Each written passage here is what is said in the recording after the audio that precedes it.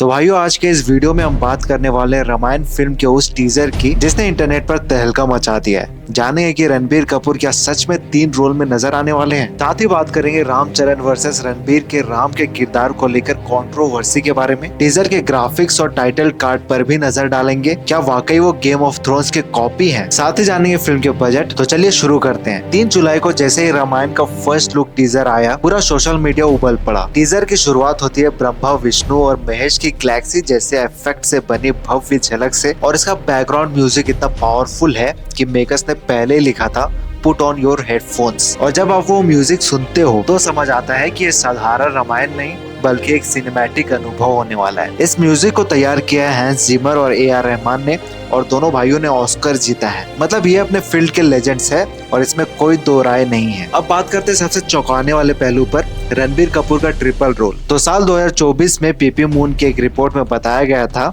कि फिल्म के शुरुआती कास्टिंग के दौरान ही ये तय किया गया था कि रणबीर भगवान राम के साथ साथ महर्षि परशुराम का रोल भी करेंगे। अब रामायण में परशुराम का एक दमदार मोमेंट होता है जब राम शिवजी का धनुष तोड़ देते हैं और परशुराम गुस्से से आकर उन्हें चुनौती दे देते हैं कि विष्णु के धनुष पर बाण चलाकर दिखाओ। और जब राम ये भी कर जाते हैं तब परशुराम को पता चलता है कि वो सिर्फ राजकुमार नहीं बल्कि स्वयं भगवान विष्णु के अवतार हैं। और इसीलिए ये सीन हर राम कथा में एकदम खास तरीके से दिखाया जाता है। अब अगर रणबीर ही राम और परशुराम दोनों बने हैं तो वो सीन टेक्निकली विष्णु के 2 अवतारों की बातचीत बन जाएगा, और ये कभी किसी फिल्म में नहीं हुआ है। अब बात करें तीसरे रोल की, तो वो भगवान विष्णु का। टीजर में जो त्रिदेव की झलक दिखाई गई थी उनमें से कई लोगों ने दावा किया कि विष्णु का चेहरा भी रणबीर कपूर जैसा ही लग रहा है। और अगर ये सच है तो रणबीर इस फिल्म में राम, परशुराम और विष्णु तीनों का किरदार निभा सकते हैं। लेकिन ये ना सिर्फ टेक्निकली मुश्किल होगा बल्कि सिंबॉलिकली भी बहुत बड़ा स्टेप होगा, क्योंकि ये तीनों किरदार आपस में जुड़े हुए हैं। अब बात करते हैं उस बहस की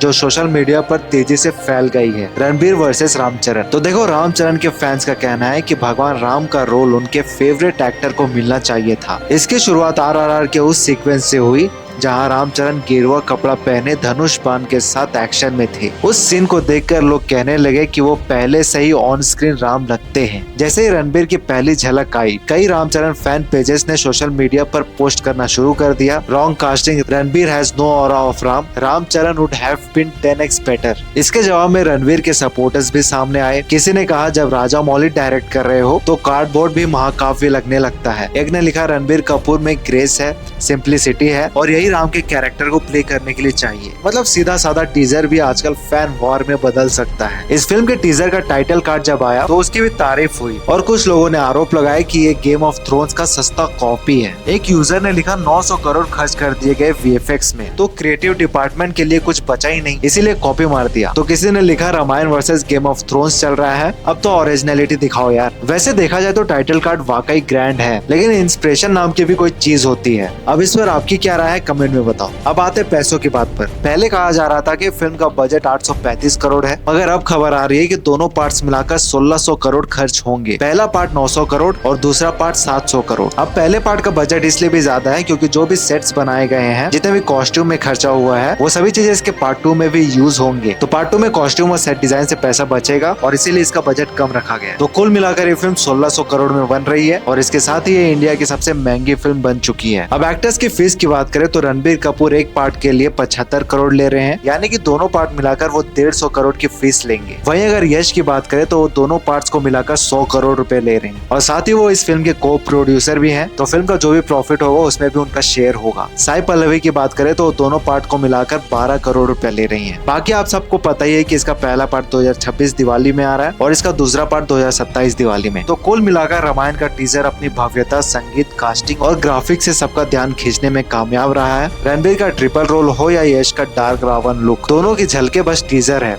असली कहानी तो 2026 में खुलेगी। अब सवाल ये है कि क्या ये फिल्म वाकई आदि पुरुष की गलती सुधार पाएगी, और आपको क्या लगता है रणबीर वर्सेस रामचरण की ये बहस कहाँ जाकर रुकेगी, और आपके हिसाब से कौन है जो श्री राम के कैरेक्टर को परफेक्टली प्ले कर सकता है? नीचे कमेंट में जरूर बताना, और अगर ये वीडियो पसंद आई हो तो लाइक कर देना, चैनल को सब्सक्राइब कर लेना। मिलते हैं अगले वीडियो में, तब तक के लिए जय श्री राम।